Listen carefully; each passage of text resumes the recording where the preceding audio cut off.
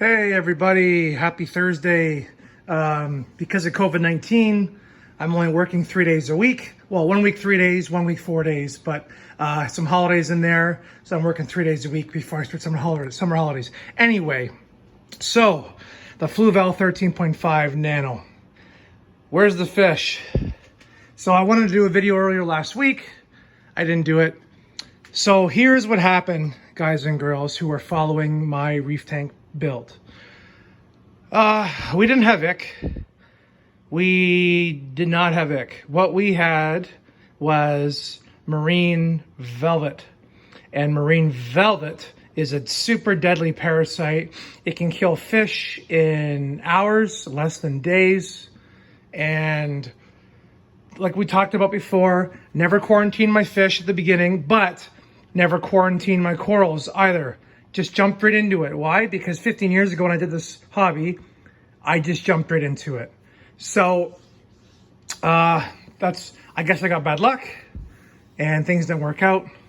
So we are fishless. The mandarin in one night actually in 2 days, killed my orchid dottyback, Violet, my two clownfish, Nemo and Snowflake, and my beautiful, awesome buddy, my mandarin dragonet, Hank. I am fishless.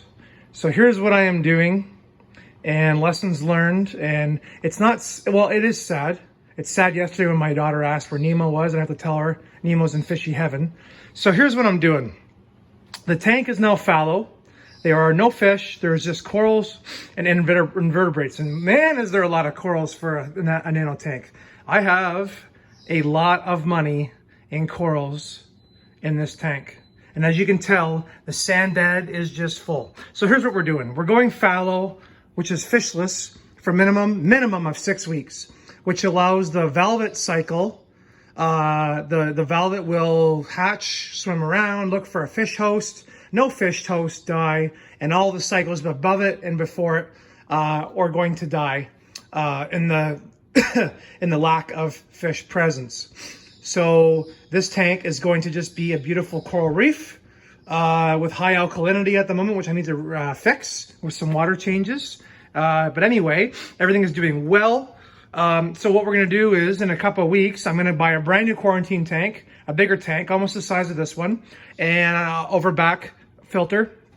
And of course I have a heater and bubbler and all that stuff. And I'm going to go back to our store. We're going to start from scratch. We're going to order a Wyoming white, a Ocellaris, probably an orchid dottyback if we can again. I know it sucks. We love that orchid dottyback. She was so beautiful. And we're going to start with 3 fish. We're going to put them in quarantine for at least a month.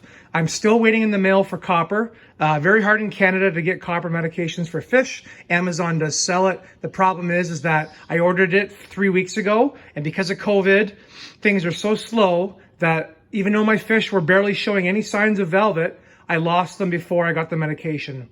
So as soon as the medication comes in the mail, I'm going to start my quarantine tank up. I'm going to therapeutically medicate the fish in copper for at least a month while this tank is fallow and while I take care of the corals. And then we will slowly introduce fish back again and get life back to normal, because what just happened sucked. And it was the worst case scenario. In one night, I lost 3 fish and they suffered. And you know what? I regret not euthanizing them humanely so they didn't have to suffer, because velvet, what they do to fish is absolutely horrible.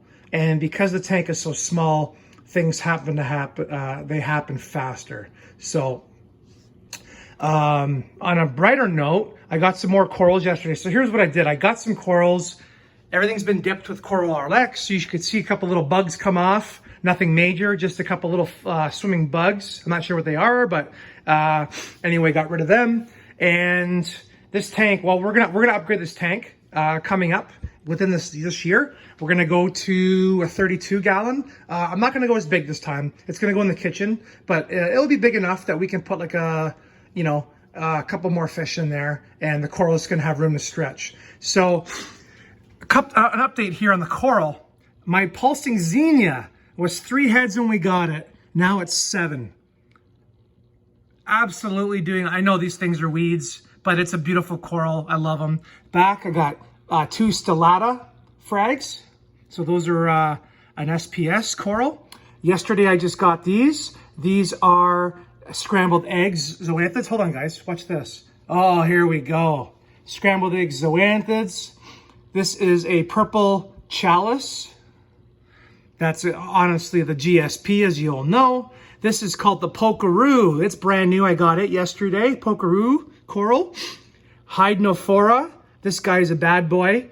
He will sting everything around him, but he's beautiful. So he's kind of got his own space for now, and later on he'll get more. Brand new 8 can I got yesterday. Beautiful colors.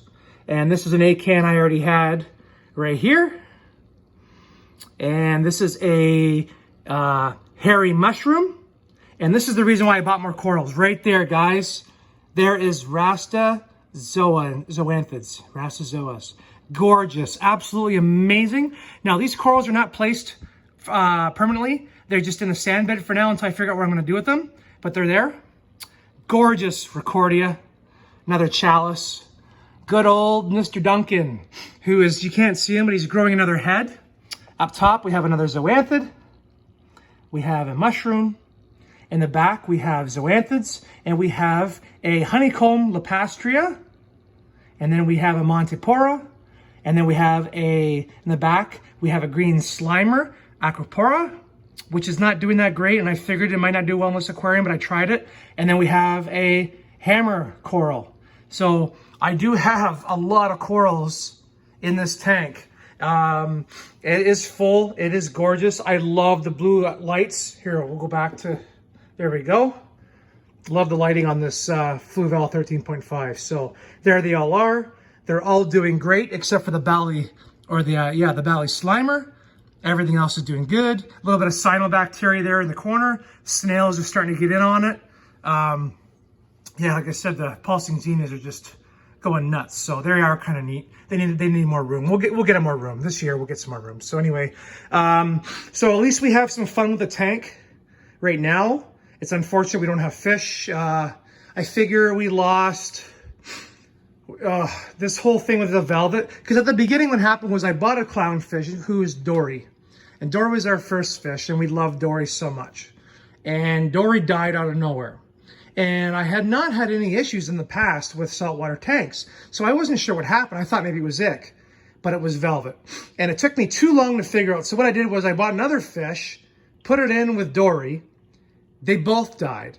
So then I said, okay, it can't, you know, it's got to be it, whatever. So stupid mistakes I made, bought some more fish, put them in quarantine. Well, guess what happened? My freaking fish died of velvet in quarantine because I didn't have the proper medication, because in Canada here it sucks that we cannot get it. It was very tough, very hard. So I lost over $300 in fish for this nano tank this last month. And when I did my tank 15 years ago, I had a 55-gallon mixed reef. I did not lose anything before I sold that tank. So that is why I did not learn, because everything went so well. Now I'm learning the hard way, unfortunately. So, ooh, my sump is low. That just reminds me here, guys. I got a sump low. Anyway, guys, hope you enjoyed this video and the update of the tank. And it's not the end of the day. It's not doom and gloom. We are going to rebel on this. We're going to fix the situation. And soon we will have fish in a quarantine tank, and we will get this tank back to normal. Okay? See you. Bye.